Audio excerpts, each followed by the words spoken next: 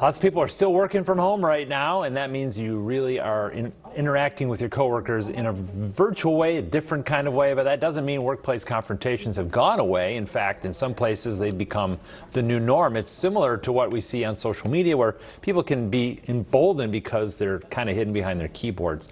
It's a pretty fascinating topic, so joining us right now to talk about it is Joel Patterson. Joel, good to see you.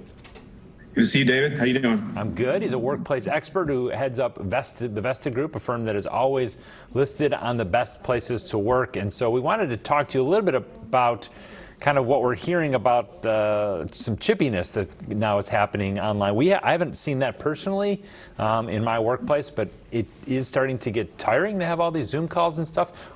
How are people reacting? Yeah, I mean, it is. It feels a little bit like Groundhog Day in that, it seems like we've kind of lost the thrill of being surprised. It's everything is the same thing over and over again. And when it falls outside of that norm, it tends to rub people's nerves a little raw.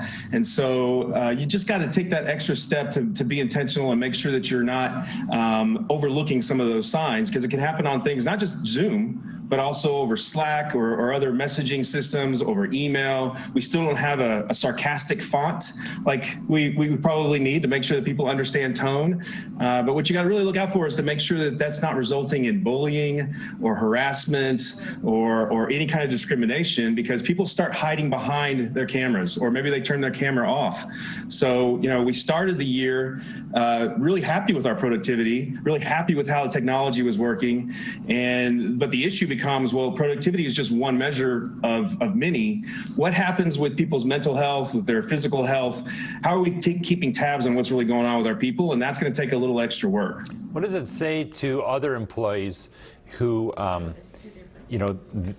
acting fine, but you have a coworker who won't turn their camera on or is doing things in a passive-aggressive way? What happens inside the group, and what do managers need to do about that? Yeah, it's a good question. I mean, a lot of times people think, well, if people are doing that, that just means we need to increase our surveillance. And I totally disagree with that. I think what you need to do is really look at your values of the organization and decide whether or not they are upholding what you believe in and that you are addressing any kind of behavior that's not okay with you. So make sure that you're doing that. Make sure that people have the ability to express concerns, anonymously or not, to be able to log something that lets people know that, hey, you might want to address this. And then you mentioned managers. I mean, that really has changed over the years. Managers used to audit expense reports and approve them. That's not the case anymore. These days, it's all about developing trust, developing talent, making sure that you're there for them when they just need an empathetic ear.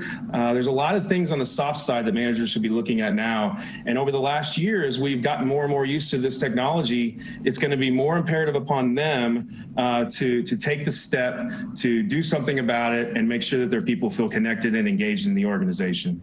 Joel Patterson, thank you for joining us. I appreciate it. Heads up the Vested Group and a workplace expert, and we need a lot of workplace experts right now. Thank you.